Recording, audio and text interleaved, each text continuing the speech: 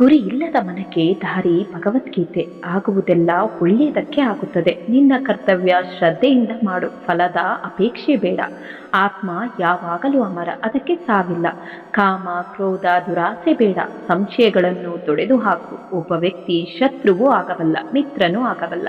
ನೀನು ಏನನ್ನು ಬಿತ್ತುತ್ತೀಯೋ ಅದನ್ನೇ ಪಡೆಯುತ್ತೀಯ. ಗೌರವ ನಿನ್ನದಾಗಬೇಕೆಂದ್ರೆ ಬೇರೆಯವರನ್ನು ಗೌರವಿಸು. ಬರುವಾಗ ಮತ್ತು ಹೋಗುವಾಗ ನಮ್ಮ ಕೈ ಖಾಲಿ ಇರುತ್ತೆ.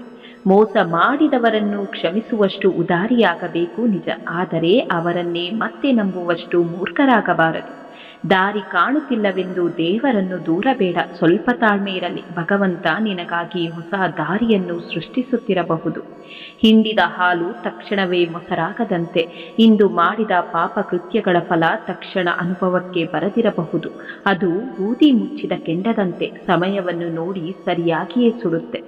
ಒಂದು ಮಾತು ನೆನಪಿನಲ್ಲಿ ಇಟ್ಟುಕೊಳ್ಳಿ, ಸುಖದಲ್ಲಿ ಎಲ್ಲರೂ ಸಿಗುತ್ತಾರೆ, ಆದರೆ ಕಷ್ಟದಲ್ಲಿ ಭಗವಂತ ಮಾತ್ರ ಸಿಗುವುದು. ಭರವಸೆ ಅಂದರೆ ಏನೋ ಒಳ್ಳೆಯದು ಆಗಲಿ ಎಂದು ಆಶಿಸೋದು. ನಂಬಿಕೆ ಅಂದರೆ ಏನೋ ಒಳ್ಳೆಯದು ಆಗುತ್ತದೆ ಎಂದು ನಿಶ್ಚಯಿಸೋದು. 100 ಕಷ್ಟಗಳು ಬಂದವೆಂದು ಕೊರಗಬೇಡ. ನಿನ್ನ ಆತ್ಮಬಲ ಅಚಲವಾಗಿದ್ದರೆ ಅವೆಲ್ಲವನ್ನು ಮೆಟ್ಟಿ ನಿಂತು ಎದುರಿಸುವ ಶಕ್ತಿ ನಿನ್ನಲ್ಲಿ ಉದ್ಭವಿಸುತ್ತೆ. ಮೆಚ್ಚುಗೆ ಮತ್ತು ಟೀಕೆ ಎರಡನ್ನೂ ಸಮಾನವಾಗಿ ಸ್ವೀಕರಿಸಿ. ಹೂ ಅರಳಲು ಬಿಸಿಲು ಮತ್ತು ಮಳೆ ಎರಡೂ ಅಗತ್ಯ.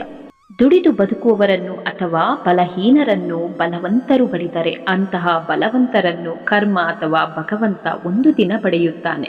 ಒಳ್ಳೆಯತನಕ್ಕೆ ಬೆಲೆ ಇಲ್ಲ ಅನ್ನೋದು ಎಷ್ಟು ಸತ್ಯವೋ, ಒಳ್ಳೆಯತನ ನಮ್ಮ ಕೈ ಬಿಡಲ್ಲ ಅನ್ನೋದು ಅಷ್ಟೇ ಸತ್ಯ. ನಾವು ಬಯಸಿದ್ದೆಲ್ಲ ಸಿಕ್ಕಿದ್ರೆ ಅದು ದೇವರ ಕೃಪೆ, ನಾವು ಬಯಸಿದ್ದೆಲ್ಲ ಸಿಗದೇ ಇದ್ರೆ ಅದು ದೇವರ ರಕ್ಷಣೆ. ನಮ್ಮ ಜೀವಕ್ಕೆ ಮತ್ತು ನಮ್ಮ ಜೀವನಕ್ಕೆ ಹೋಲಿಕೆ ಆಗುವುದನ್ನೇ ಆ ದೇವರು ಕರುಣಿಸುತ್ತಾನೆ. ಭಯಪಟ್ಟು ಕುಳಿತುಕೊಂಡರೆ ಬದುಕುವುದು ಅಸಾಧ್ಯ. ತಪ್ಪು ಸರಿಯೇ ಹೆಜ್ಜೆ ಹಾಕಿ ನೋಡು. ಗೆದ್ದರೆ ಮುಂದೆ ನಡೆಯುತ್ತೀಯ, ಸೋತರೆ ಮುಂದೆ ನೀನು ಏನು ಮಾಡಬೇಕೆಂದು ಕಲಿಸುತ್ತೆ. ಮೋಸ ಮಾಡಿದವರನ್ನು ಕ್ಷಮಿಸುವಷ್ಟು ಉದಾರಿಯಾಗಬೇಕು ನಿಜ, ಆದರೆ ಅವರನ್ನೇ ಮತ್ತೆ ನಂಬುವಷ್ಟು ಮೂರ್ಖರಾಗಬಾರದು.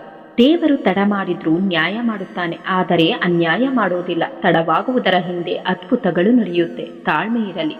ಉಪಚಾರವನ್ನು ತೀರಿಸಬಹುದು, ಆದರೆ ಉಪಕಾರವನ್ನು ತೀರಿಸಲು ಸಾಧ್ಯವಿಲ್ಲ.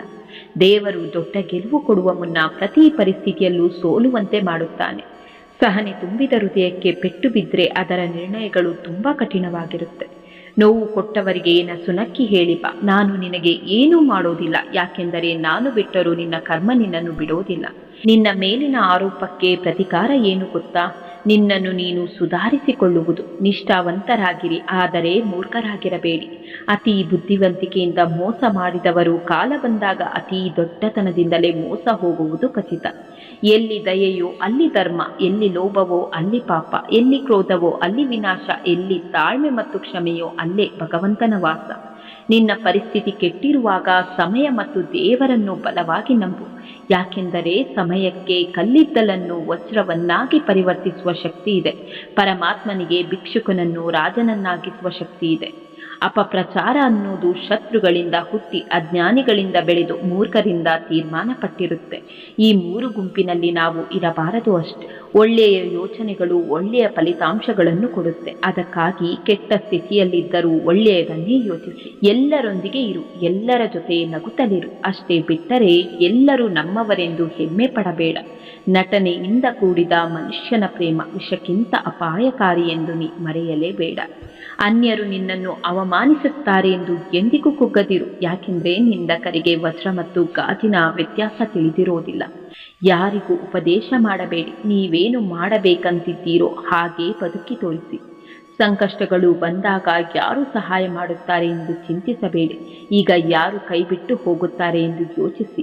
ಕೊನೆಯಲ್ಲಿ ಭಗವಂತನೇ ನಮ್ಮ ಕೈ ಹಿಡಿಯೋದು. ಯಾರೇ ಏನೇ ಹೇಳಿದರೂ ಶಾಂತವಾಗಿರಿ, ಯಾಕೆಂದ್ರೆ ಬಿಸಿಲು ಎಷ್ಟೇ ಪ್ರಬಲವಾದರೂ ಸಾಗರವನ್ನು ಬತ್ತಿಸಲು ಅದಕ್ಕೆ ಸಾಧ್ಯವಿಲ್ಲ. ಯಾವುದೇ ವ್ಯಕ್ತಿಗಳ ವರ್ತನೆಗಳು ಅಥವಾ ಯಾವುದೇ ಪರಿಸ್ಥಿತಿಗಳ ಸನ್ನಿವೇಶಗಳು ಹೇಗೆಯೇ ಇರಲಿ, ನಾವು ಯಾವುದೇ ಕಾರಣಕ್ಕೂ ಅವುಗಳಿಗೆ ಕುಗ್ಗಲು ಹೋಗಬಾರದು. ಯಾಕೆಂದರೆ ಅವುಗಳಿಗೆ ನಾವು ಸ್ಪಂದಿಸದೆ ಹೋದಲ್ಲಿ ಅವು ಮತ್ತಷ್ಟು ಬಲಿಷ್ಠವಾಗಿ ಹೊರಬರುತ್ತದೆ. ನಮ್ಮ ಅಪ್ರಾಮಾಣಿಕ ಕರ್ಮಗಳು ಆ ಕ್ಷಣದಲ್ಲಿ ಪರರನ್ನು ಮೆಚ್ಚಿಸುವ ಒಂದು ಮಾರ್ಗವಷ್ಟೇ ಆಗಿರುತ್ತದೆ. ಆದರೆ ಒಂದಲ್ಲ ಒಂದು ದಿನ ಅದು ನಮಗೆ ಸರಿಯಾದ ಪಾಠವನ್ನು ಕಲಿಸಿಯೇ ಹೋಗುತ್ತದೆ. ಅಸೂಯೆ, ಕಪಟ, ಮೋಸವನ್ನು ಯಾರಿಗೂ ಹಂಚಲು ಹೋಗಬಾರದು. ಬದಲಾಗಿ ಆನಂದವನ್ನು ಮಾತ್ರ ಸರ್ವರಿಗೂ ಹಂಚಲು ಮುಂದಾಗಬೇಕು. ಕಳೆದು ಹೋದ ನಿನ್ನೆಯ ದಿನ ಮರಳಿಬಾರದು. ಮರುಕ್ಷಣ ಅಥವಾ ನಾಳೆಯ ದಿನ ನಮ್ಮ ಪರವಾಗಿರುತ್ತದೆಯೇ ಎಂಬುದನ್ನು ಅರಿಯಲು ಸಾಧ್ಯವಿಲ್ಲ. ಹಾಗಾಗಿ ಈ ದಿನದ ಕ್ಷಣವೇ ನಮ್ಮದಾಗಿರುತ್ತೆ. ಅದನ್ನು ಅನುಭವಿಸಲು ನಮ್ಮ ಮನಸ್ಸಿಗೆ ತರಬೇತಿ ನೀಡಬೇಕು. ನಮ್ಮ ಬದುಕಿನ ಪ್ರತಿಯೊಂದು ಕ್ರಿಯೆಗಳ ಉದ್ದೇಶಗಳು ಸಹಜ ರೀತಿಯಲ್ಲಿದ್ದು, ಇದರಿಂದ ಪರರಿಗಾಗಲಿ ಅಥವಾ ಸಮಾಜಕ್ಕಾಗಲಿ ಯಾವುದೇ ಹಾನಿಯಾಗದಿದ್ದರೆ ಅಂತಹ ಕ್ರಿಯೆಗಳು ಪರಮಾತ್ಮನ ದೃಷ್ಟಿಯಲ್ಲಿ ಎತ್ತರದಲ್ಲಿರುತ್ತದೆ. ನಮ್ಮ ಶುದ್ಧ ಮತ್ತು ಶ್ರೇಷ್ಠ ಸಂಕಲ್ಪಗಳಲ್ಲಿ ಅಪಾರವಾದ ಶಕ್ತಿ ಅಡಗಿರುತ್ತೆ. ಅಂದರೆ ಅಸಾಧ್ಯವಾದದ್ದನ್ನು ಸಾಧ್ಯವನ್ನಾಗಿ ಮಾಡುವುದರಲ್ಲಿ ಶುದ್ಧ ಮತ್ತು ಶ್ರೇಷ್ಠ ಸಂಕಲ್ಪಗಳು ಒಂದು ಕೈ ಮೇಲೆಯೇ ಇರುತ್ತದೆ. ನಾವು ಹೆಚ್ಚಾಗಿ ನಮ್ಮ ಅಂತಃಕರಣದ ಶುದ್ಧಿಯ ಮಾತಿಗೆ ಬೆಲೆ ಕೊಡಬೇಕು. ಏಕೆಂದರೆ ಅಂತಃಕರಣದೊಳಗಿನ ಭಗವತ್ ಚಿಂತನೆಗಳು ನಮ್ಮ ಬದುಕಿನ ಪಯಣಕ್ಕೆ ಬೇಕಾದ ಉತ್ತಮ ಮಾರ್ಗದರ್ಶನ ನೀಡುತ್ತದೆ. ನಾವು ನಮ್ಮ ಮನಸ್ಸನ್ನು ಆದಷ್ಟು ಸ್ಥಿರವಾಗಿಡಲು ಪ್ರಯತ್ನಿಸಬೇಕು. ಏಕೆಂದರೆ ಸ್ಥಿರ ಮನಸ್ಸಿನಿಂದ ನೆಮ್ಮದಿಯ ಜೀವನ ದೊರಕುತ್ತೆ. ಹಾಗೆಯೇ ನಾವು ನಮ್ಮ ದೇಹವನ್ನು ಆದಷ್ಟು ಚಲಿಸಲು ಬಿಡಬೇಕು. ಏಕೆಂದರೆ ಶರೀರವು ಚಲಿಸಿದಷ್ಟು ಆರೋಗ್ಯವು ಕೂಡ ಅಷ್ಟೇ ಸದೃಢವಾಗುತ್ತದೆ. ಕೆಲವೊಮ್ಮೆ ನಾವು ಮಾಡುವ ಅತ್ಯಲ್ಪ ಸಹಾಯವು ಮತ್ತೊಬ್ಬರಿಗೆ ದೊಡ್ಡ ಪ್ರಮಾಣದ ಉಪಕಾರವೇ ಆಗಿರುತ್ತದೆ. ಆದ್ದರಿಂದ ನಾವು ಸಣ್ಣ ಉಪಕಾರವನ್ನು ಕೂಡ ನಿರ್ಲಕ್ಷಿಸಲು ಹೋಗಬಾರದು. ಮೊದಲು ನಂಬಿ ನಂತರ ನೋವು ಅನುಭವಿಸುವುದಕ್ಕಿಂತ ಮೊದಲು ನೋವು ಅನುಭವಿಸಿ ನಂತರ ನಂಬುವುದೇ ನಮ್ಮ ಬದುಕಿನ ಶಾಶ್ವತ ಮತ್ತು ಸತ್ಯವಾದ ಗುರಿಯೂ ಆಗಿರಬೇಕು. ಪರಿಪೂರ್ಣ ಆಧ್ಯಾತ್ಮ ಜ್ಞಾನವು ನಮ್ಮ ಮನಸ್ಸನ್ನು ವಿಶಾಲಗೊಳಿಸಿ ನಂತರ ನಮ್ಮ ಬದುಕನ್ನು ಅರ್ಥಪೂರ್ಣವಾಗಿಸಿ ಅರಳುವಂತೆ ಮಾಡುತ್ತದೆ. ಬದುಕು ಎಂಬುವುದರ ಬಗ್ಗೆ ಸಂಭ್ರಮ ಅಥವಾ ನರಳಾಟದ ಕುರಿತು ವ್ಯಾಖ್ಯಾನ ನೀಡುವುದಲ್ಲ, ಎದುರಾಗುವ ಸಮಸ್ಯೆಗಳನ್ನು ಆತ್ಮವಿಶ್ವಾಸದಿಂದ ಹೇಗೆ ನಿರ್ವಹಿಸಬೇಕೆಂಬ ವಿಚಾರವನ್ನು ಮಾರ್ಗದರ್ಶನದ ಮೂಲಕ ತಿಳಿಸುವ ಹೊತ್ತಿಗೆಯ ರೂಪ.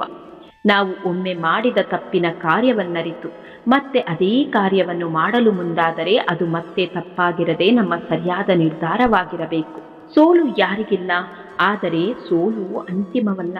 ಸೋಲನ್ನು ಸೋಲಿಸುವ ಶಕ್ತಿ ನಿಮಗಿರಬೇಕು. ಗೆದ್ದೇ ಗೆಲ್ಲುತ್ತೇನೆ ಎಂಬ ಅಗಾಧ ಭರವಸೆ ಹೊಂದಿರಬೇಕು.